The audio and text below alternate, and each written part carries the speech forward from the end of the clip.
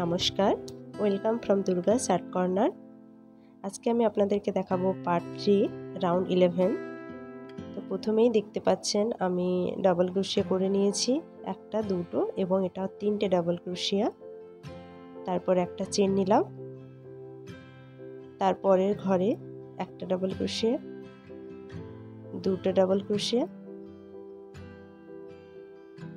এবং তিনটে ডাবল ক্রোশিয়া নিলাম। তারপর একটা চেন নিলাম। একটা চেন নেওয়ার পর আমি এখানে কোণটা দেখাচ্ছি, কোণ থেকেই শুরু হবে। কোণে প্রথমে তিনটে ডাবল ক্রোশিয়া করে নিলাম।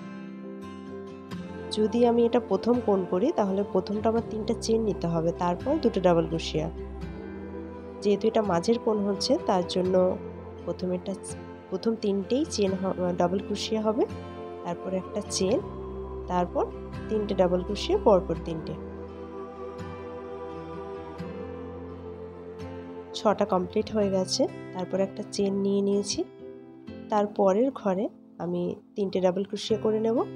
1 2 ও 3, তিনটে ডাবল ক্রোশিয়া কমপ্লিট করলাম। তারপর একটা চেন নিলাম।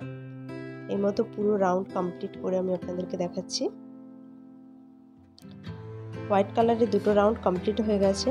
তারপর রাউন্ড 13 শুরু করেছি।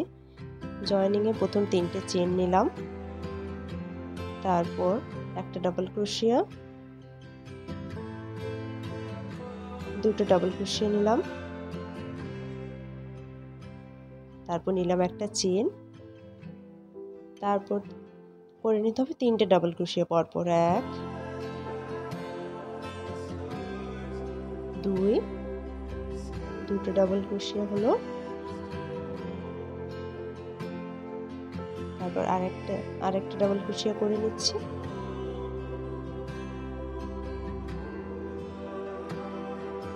দেখতেই পাচ্ছেন আমার কোণ কমপ্লিট। তারপর একটা চেন নিয়ে নিলাম এবং পরের ঘরে আমি তিনটে ডাবল ক্রোশিয়া করব। 1 2 এবং 3।